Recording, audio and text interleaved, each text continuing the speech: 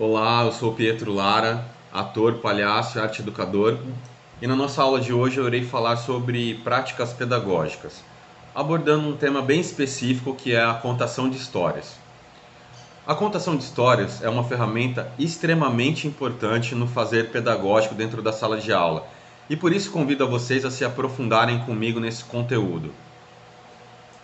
Essa é uma prática que remonta ao homem primitivo e faz parte de todas as culturas, de todos os tempos e está muito presente na vida das pessoas. Somos todos contadores de histórias, causos e casos.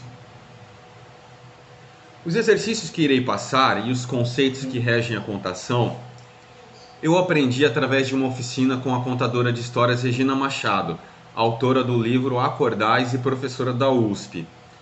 Livro esse que indica aos pedagogos. O livro tem muitas histórias de diferentes culturas e também traz muitas indicações e orientações para o fazer pedagógico da contação de histórias. Quero chamar a atenção de vocês para 3 estímulos que são muito importantes na hora de criar, compor a dramaturgia do corpo e apresentar uma contação de histórias.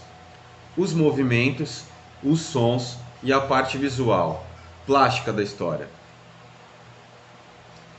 Estímulo auditivo. Ao ler a história, identifique quais são os sons dessa, os ruídos, os efeitos sonoros que contam e narram a história. Cada pequeno barulho detectado é interessante para a contação. O barulho do vento, do plugue da tomada ao acender a luz, chuva, sapo, cobra, cachorro, enfim. A história vai indicar e apresentar quais são os sons que contém nela através do texto. Faça as anotações no próprio texto para o seu ensaio. Após anotado, faça uma passagem da história apresentando apenas os sons, sem fala, sem movimento, apenas reproduzindo os efeitos e os barulhos que contém na história narrada. Do início ao fim. Se possível, grave os efeitos sonoros produzidos por você mesmo. Ouvir os sons também te ajudará no processo de memorização do texto e da história que deseja contar. Após você passar os sons, uma parte da história já estará dentro de você para o exercício seguinte. Estímulo de movimentos. Nessa parte você deve apenas fazer os movimentos da história, sem os sons. Pode improvisar com objetos, lenços, echarpes. Quando eu fiz o curso com a Regina Machado, ela nos deu lenços. Fizemos os movimentos a partir de lenços. Mas também faço os movimentos com o corpo. E já ministrei aulas de contação de histórias, onde busco fazer com o corpo também. O importante é você trazer para o corpo ou para os objetos os movimentos que estão presentes na história. Use o mesmo método de anotar os movimentos no texto. Importante que tenha um texto. Uma cópia do texto onde você possa rasurar e fazer suas anotações. Funciona como um diário de bordo para a construção da história. Grave você fazendo os movimentos para que possa assistir depois. Se ver é uma ótima forma de se avaliar, de se perceber. Ao fazer isso, você terá uma melhor noção sobre o que está fazendo, podendo recriar algumas coisas e aperfeiçoar o que já tem. Elemento visual. Essa é a parte do cenário, figurinos, plástica e visual da história. Sugiro que vocês façam um desenho que busque retratar e representar a história. Não há ninguém que não saiba desenhar ou se expressar através do desenho. Cada um desenha a sua forma, tem a sua expressão particular. O importante é se permitir. Desenhe do seu jeito, como quiser, busque quais as cores, quais são os objetos dessa história. É manhã, tarde, noite, tem estrelas, chove, enfim, tudo que o texto representar.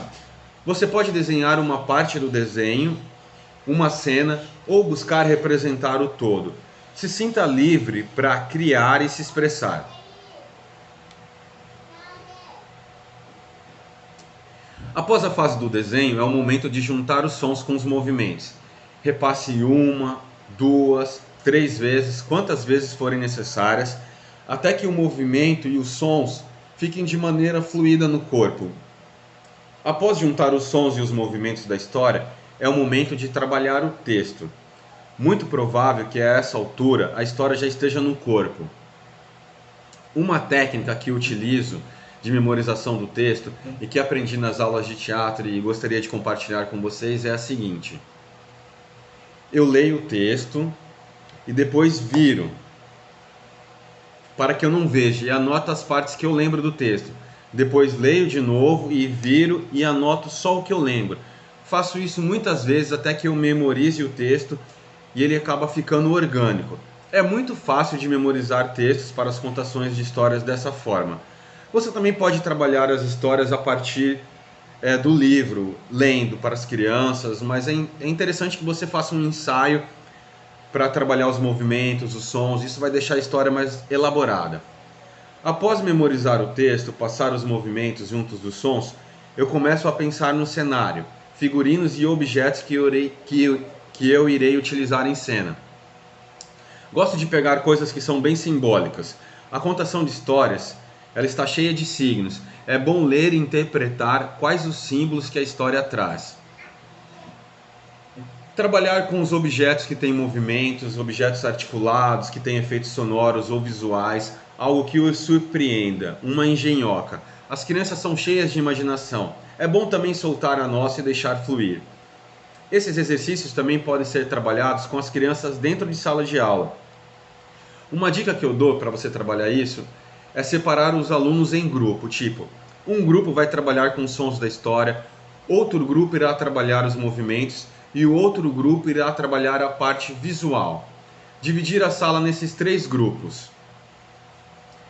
Depois, no fim, promover uma apresentação dos grupos.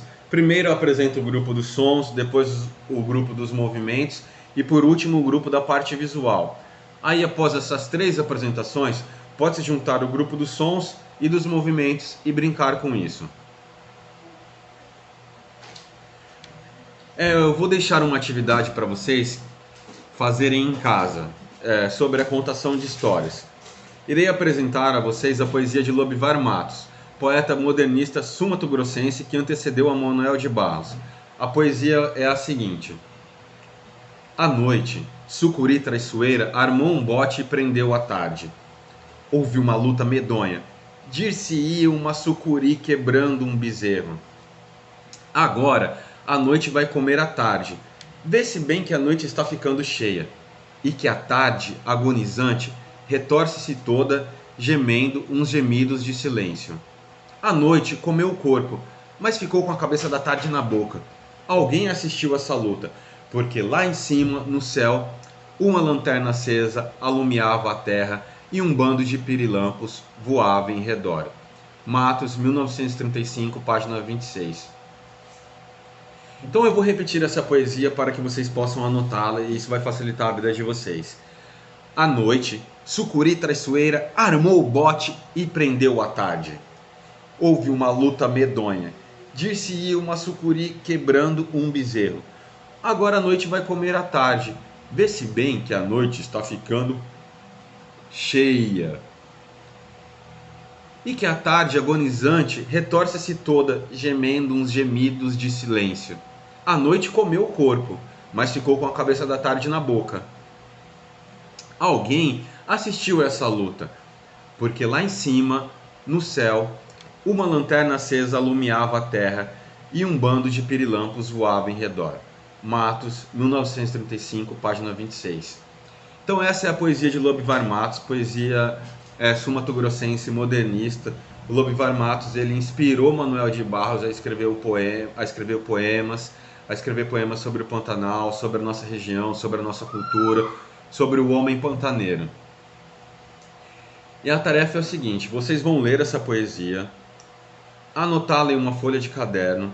Feito isso, vocês vão gravar um áudio com os sons da poesia, os efeitos sonoros que a história representa e apresenta. Então vocês vão gravar um áudio apenas com os barulhos, os efeitos sonoros. Explorem, soltem a criatividade, brinquem com isso, façam isso de uma maneira positiva. É o momento de brincar, de se divertir. A contação de histórias ela é um momento de brincadeira das crianças, então a gente tem que estar sempre aberto a brincar, trabalhar com improviso, deixar as coisas acontecerem. Então, depois que vocês gravarem um áudio só com os efeitos sonoros, vocês vão gravar um vídeo com os movimentos da poesia. Só com os movimentos que essa história representa. Sem sons, sem texto. Primeiro um áudio com sons, depois um vídeo com os movimentos. E faça isso ao modo de vocês. Não existe certo, não existe errado.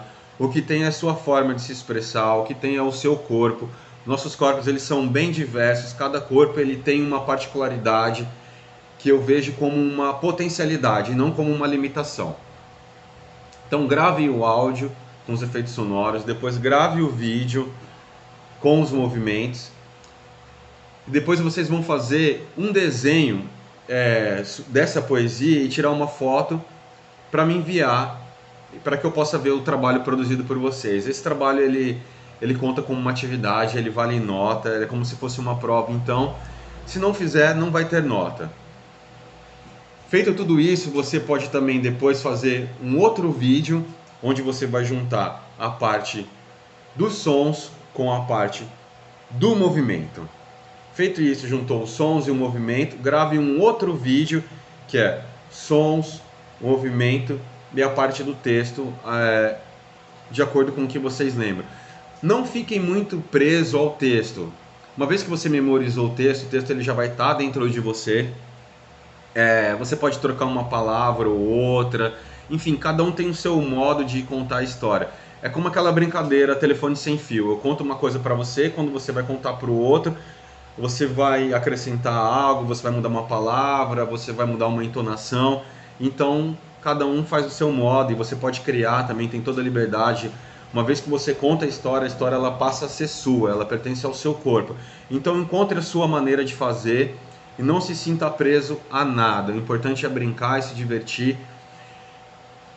Uma coisa muito importante também quando você for contar uma história é escolher essa história. Eu geralmente gosto de contar histórias que elas me atravessam, que me afetam, que me tocam. Histórias que têm a ver comigo, histórias que eu me identifico. Então, nessa busca pela história, é importante você também contar uma história que te agrade, que você goste, que te emocione, que a história tenha uma mensagem.